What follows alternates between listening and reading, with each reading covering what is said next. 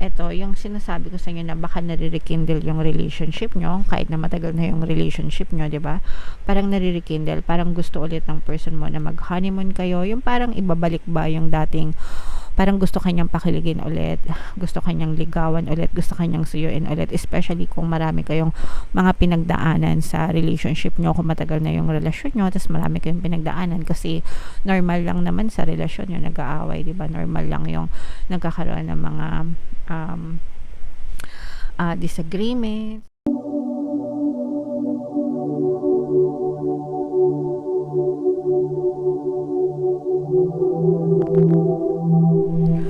Hello guys, hello Sagittarius, welcome back to Pinay Pixie Tarot.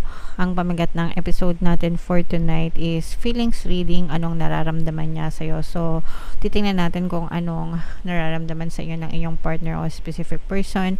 General reading lang guys, pwedeng mag-resonate, pwedeng hindi. Combination ng positive and negative energy mga kapixie. Pwedeng ma-pick up yung energy nyo, pwedeng ma-pick up yung energy ng person nyo guys. Roles can be reversed. If in case hindi kayo nakaresonate dito, pwedeng yung panoorin yung video dun sa zodiac sign ng person nyo, baka nandun yung energy nyo mga kapixie. Alright? So, unahin natin tong deck na to guys. Tingnan natin kung ano yung energy sa inyong sitwasyon ng iyong partner o specific person. We have the dragonfly energy. Comment down below guys if naka-resonate kayo. Meron tayong engagement ring. And meron din tayong coffee cup. So, this is a very, very positive energy mga kapixie. Nag-e-enjoy lang kayo together ng iyong person. Very light-hearted yung energy surrounding you. Ibig sabihin, wala tayong masyadong nararamdaman na problema. Pwedeng nasa early stages pa lang kayo ng relationship, kasi most of the time, pag nasa early stages ng relationship, nandun pa talaga yung mga kilig moments, sweet moments, bonding sa isa't isa, dating, going out mga kapixie. And pwede rin naman na nare-rekindle yung inyong relationship, kasi minsan naman kahit na, let's say for example, matagal na kayo mag-asawa pero parang in love pa rin sa isa't isa, may mga ganun guys. Depende yun sa perception nyo mga kapixie, depende yun sa pag-aalaga sa relasyon and pag-iintindihan, pag-uunawaan sa isa't isa. So ganun yung nakikita natin sa inyo. And for some of you guys, parang nagle-level up din yung inyong relationship with this engagement energy. Pwedeng, let's say for example, yung iba literal na maaari kayong ma-engage with your partner or specific person, no? Baka yayain kayong magpakasal na to, maaari kayong makatanggap ng some kind of proposal from your person. Yung iba naman parang from friends to lovers, ganyan. O kaya, yeah, mga ganon. O kaya from crush to jowa. Yeah. Yung mga ganun mga kapixie. Okay? So, yeah. Pero nakikita talaga natin with this energy na nag-e-enjoy kayo sa isa't isa, guys. Alright? So, dito naman, comment down below if feeling nyo naka-resonate kayo dyan. Dito naman, guys, tingnan naman natin yung emosyon naman sa relationship nyo. Pwedeng nararamdaman nyo, pwedeng nararamdaman ng person nyo, pwedeng nararamdaman nyo parehas, guys. So, meron tayong hopeful na energy mga kapixie. Meron din tayong love, ayan na, romantic guys, no? Romantic na pag-ibig ito guys. So, empowered. So, nararamdaman natin talaga guys na nandun talaga yung pag-ibig, malalim na pag-iibigan sa isa't isa, no? Especially gitnang-gitna pa. There is full of love, full of hope. Sa relationship nyo, talagang punong-puno kayo ng pag-ibig, saktong-sakto Valentine's guys, 'di ba? Feb month, no? Feb ibig month nga 'di ba? So punong-puno kayo ng pagmamahal sa isa't isa. And with this empowered energy, maganda din ito kasi parang you support each other, guys, no? Sinusuportahan ka ng person mo, sinusuportahan mo siya, nagkakaintindihan kayo, nagkakaunawaan kayo, you uplift each other mga kapixie. So suportahan, kaya maganda yung takbo ng inyong relationship, guys. Alright? So comment down below, sana maka-resonate, no? Kasi love tsaka maganda yung energy. Pag maganda yung energy, gusto ko nakaka-resonate kayo para talagang peg na peg nyo yung reading. Alright? So, tingnan naman natin dito, guys, yung totoong nararamdaman ng person nyo. So, i-shuffle ko to, guys. Habang sinashuffle ko to, panoorin nyo muna tong video natin regarding sa ating paano mag-manifest ng abundance video course. Kapiksi, sawa ka na ba sa mga struggles at hirap sa buhay mo?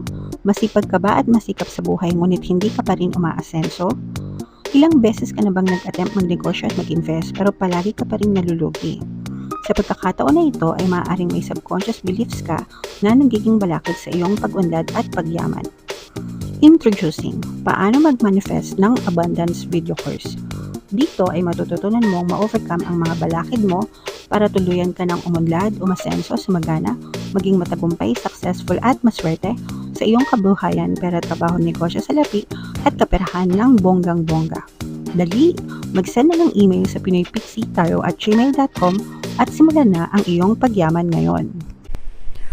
Alright, so sabay-sabay tayo magpayaman ngayon 2024 mga kapiksi. Mag-avail na kayo ng course guys kasi sobrang ganda talaga niyan.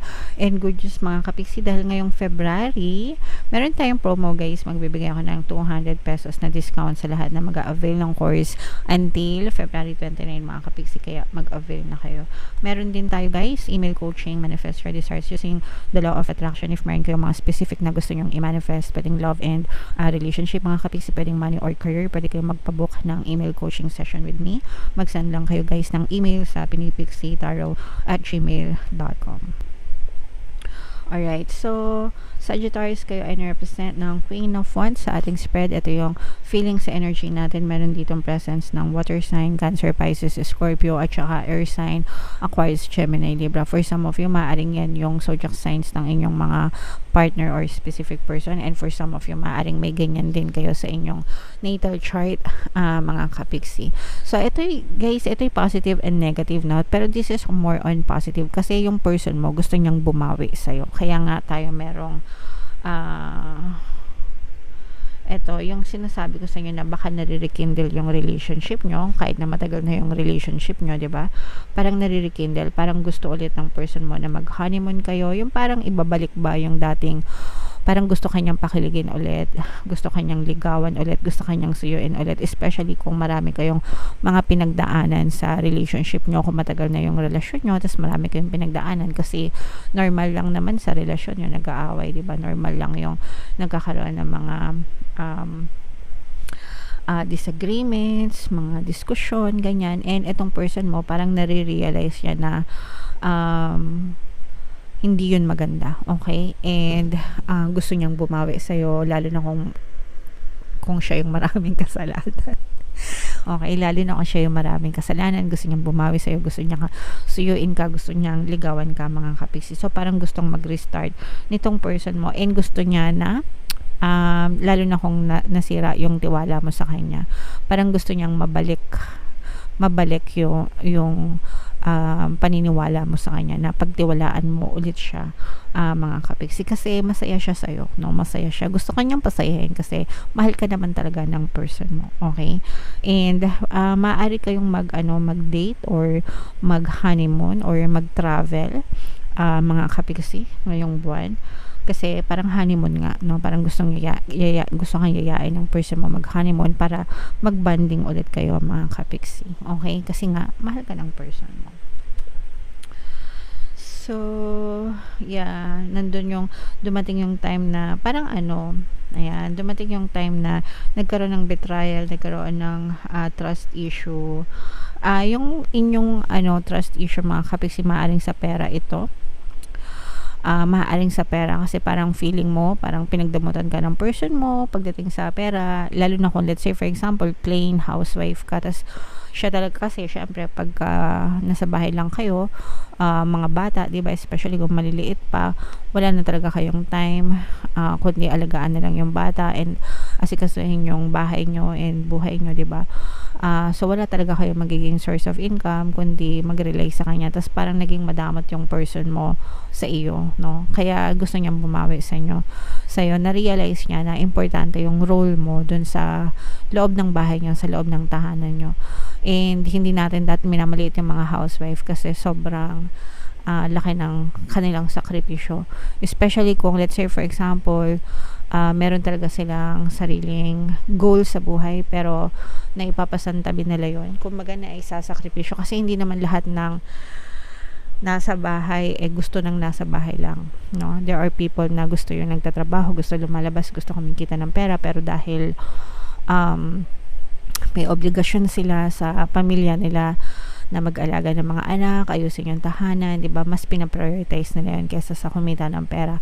So, syempre, intindihin natin yon bilang kung kayo naman yung kumikita, 'di ba? Or sila.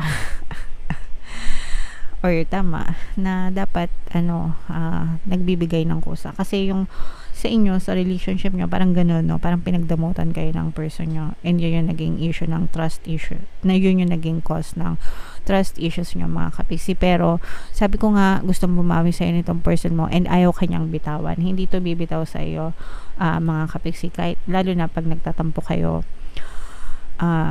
Sabi ko nga, na-realize nyo yung totoo nyong halaga, guys. Hindi kayo bibitawan ng person mo.